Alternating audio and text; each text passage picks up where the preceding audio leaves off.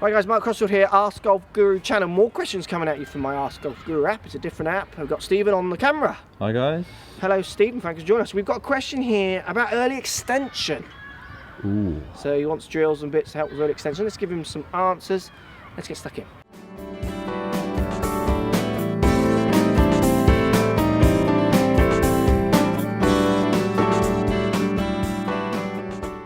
Right, Steve, question. He says, hi Mark, thanks again for all the great tips. No problem, thanks for watching. Knowledge and golf vlog. Sorry, that was all, I read that bad. That was all one sentence, I stopped. Yeah. It wasn't the way that this gentleman wrote it, it's how you read it. Questions on early extension. Any recommendations or training aids that can help to reduce this posture? Consistent strike killer. Thanks, CJ from Pennsylvania, all the way to Pennsylvania. So early extension, for anyone who doesn't know, you'll see people draw lines on 2D kind of line drawing systems on the backside, and when they hit the ball, they move forwards. For me, I've worked a lot with early extension for people over years, using 3D motion body capture systems and stuff, and I had some good results. I find at the minute that I'm getting better results when I get them to think about high handle or not. Yeah. So the question I pose, Stephen Buzza, you ready for this? Ready and waiting. Do you early extend because your desire to get the handle higher is there? So you want to get the handle up, so why would you push your backside or keep it back? It helps you get that higher handle. Or is the higher handle there because you push your hips forward? I mean, I would argue that for lots of people I'm seeing, when I get them to get the handle coming through not as high, so they get their dynamic lie better through impact, the early extension becomes not an issue because the strike improves. So you think about early extension is delivering the club possibly, it has to be. If you're early extending, there's no way you can deliver the club right unless the clubs are set in a way that helps you early extend, and that's another good point. Don't get clubs. I see people come for custom fits or for lessons hitting off strike, a bit off a strike board, and they're presenting the toe way down, and the clubs have been whacked right to the most upsetting to try and get the strike anywhere near the middle. I just think, well, actually, you might be better with clubs the other way around to get the handle lower. Yeah. So, you know, for me, if you can get people delivering that handle in a better position, not so high, then often the early extend doesn't matter, and B, they stop doing it. Yeah. What do you think? Well, I want to.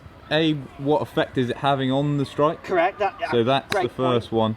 And then you can sometimes find early extension can be linked to a lot of physical problems. Yeah, that's a good point as well. So if you've got a physical problem, trying to actually remove it without changing the physical issue, it's never going to happen. It's never going to happen. So then, so you mean things like if I was tight in my backside glutes? Yes.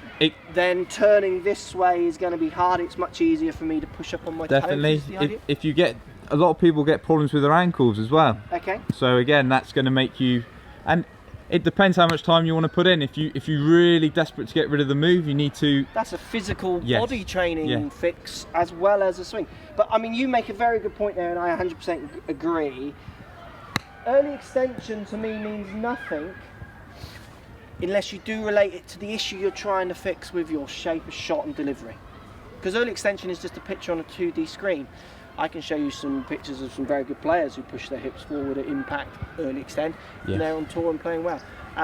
So I agree, try and get it to relate to your impact, and also just a basic thing to do, and it's not the most accurate thing to do, just draw a line. If you've got any line drawing tools, draw a line on the shaft address, try and stop it near impact and see where if the handle's really high, you're never going to get rid of early extension. In my experience, the desire to present the handle higher makes the body move in that way. And the 3D guys, and I'm not saying they're wrong, and I would have lessons off them as well, they would come at it the other way. They would say you push your hips forward to help get the handle higher, so they would go that route. I just find in my experience, I fix early extension to a degree where they can play to a very good standard when I attack how they understand how the handle should work, so in relationship to some of the angles they create in their swing, more than them doing the physical bit, because it is a longer journey, the physical bit, because like Steve says, it's sometimes a physical thing as well. Thanks, Stephen. Thank you. Anything more to add, or have you said your piece? I've said my piece. Said my piece, and I'm gone. I'm gone. Good stuff. Post comments down below as always, guys. Thanks for watching. Right, one more. Because I'm cold. It's cold. Okay, what shoes do we wear? And this is a funny one. Right, you ready? Yeah. Right, guys, Mark Crossfield here. We've got a question about shoes, Stephen. Shoes. Do you wear shoes? Yes, I recommend them. Yeah. Well, it's almost what the question is. So we're going to talk about shoes for Stephen here. Thanks for sending in the question, and thanks for buying the app. Let's give him some help. Let's get stuck in. So question, Steve. Mark, does the shoe you're wearing make much difference? As an occasional golfer and 28 handicapper, I only have a cheap pair of shoes, not from a big brand. But would I see any benefits in paying a little more? Other than for comfort, is there any other way a good shoe can help with your swing or your scoring? Thanks, Stephen. Answer to your question, no. Well, answer to your question, no. I could play to the same standard in any shoe, but I might be in more pain because, I mean, cheap shoes tend to hurt your feet. Yeah. I'll have wet feet, cold feet, so when I'm not playing that well, I'm going to be well out. You know, I'm not playing that well, my feet are cold and they're wet.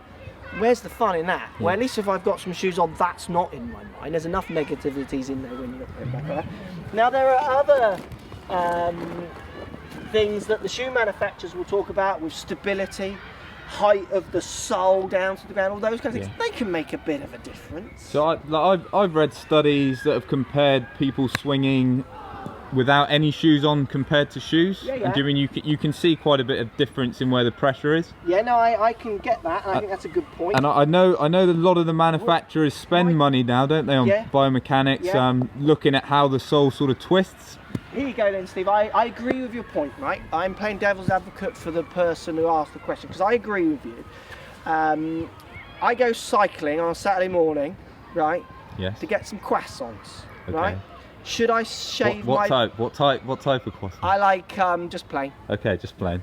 I do quite like the almond ones, but they feel a bit naughtier than the plain. Should I shave my legs and buy one of those hats with the pointy bit? You haven't got any hair on your legs, do you? Do you see what I'm saying? Question. Do you see what I'm saying? Oh no, He's a 28. I cycle on a Saturday morning to get croissants. I'm not a cyclist. I do it because it's a bit of exercise, bit of fun. Certainly in the summer, it's nice. I'll just go, and it's a 10-minute cycle back and forth. I ain't getting Lycra on and shaving. Yeah, well, I would he's compare. The equivalent. Yeah. He's a golfing croissant cyclist. How are you aware of that? He says it at the bottom. I didn't read it. No, my point, but it's a bit like when you get two drivers and one says it goes 1% further. Yeah. Even you're probably not going to see that difference sort of within your performance. I would certainly be recommending a comfortable pair of shoes. Yeah, he says that. Apart and from sometimes you'll find with the companies their actual top end shoe is actually not. It's actually heavier, or it might. Yeah, and that certainly used to really be the case with. They used to have leather-soled shoes in the classics and stuff. Absolutely agree. It's a good question because, unfortunately, and fortunately, depending on how you read it, companies do use sales techniques, and that is one. And the shoe company haven't really got many things to sell you apart from a comfy, waterproof, good-looking shoe. So then, if there's enough companies all saying that, then they have to say something else. Oh, right, well, we might as well tell them now that they're going to play much better because everyone's saying their shoes are comfy. No, 28 handicapper, not playing that much. Just get the best shoes that you feel comfortable in, and they're going to do what you need them to do. Breathe, be waterproof for the situation that you're playing. Another little point, which I think you would agree with here. Do you know what I like about new shoes and what it does to me? Makes me feel good, makes me feel nice. That's why you got a different pair of shoes on there. I every. feel nice in my shoes. But you see what I mean? It is, and if you watch golfers, it's sometimes as much as a fashion parade, a chance to dress up, go out on a nice place, meet your mates, and play. And for lots of people, that's as important as, like your point with the study, as getting that 1% performance better. I used to have. Do you remember the FootJoy Classic? Oh yeah. The real heavy one. Yeah. But I'd play 36 holes in them, and I felt like my feet were going to fall off, but I'd still wear them because I look cool. The pros wore them. Absolutely. So There's another little thing to think about, is maybe they might make you feel good, which might make you play better, but it's, you know, not really measurable. Thanks for the question. Thank you, Stephen. Thank you. Didn't hole any of them, but I was chipping them pretty close. Pretty close, but like you said, you didn't hold any. Glidey. Post, comments down below. Thanks for watching. Speak to you soon. Cool. Was that the last one, or was there another? That's the last one. That's the last one? Yeah. Stop it? Yeah. So if you like what's going on here, don't be afraid to subscribe to the channel. Also thumbs up the video, post comments. Love to hear what you guys got to say. Let's keep it social. The more we talk, the more we share, the easier this game will get for everybody. So if you want to find me on Facebook here, you can find me on Facebook. If you want to tweet me, find me on Twitter here as well. Just follow the links, all in the description. Come and join the show. Get active, get involved, get playing some better golf. Thanks for watching.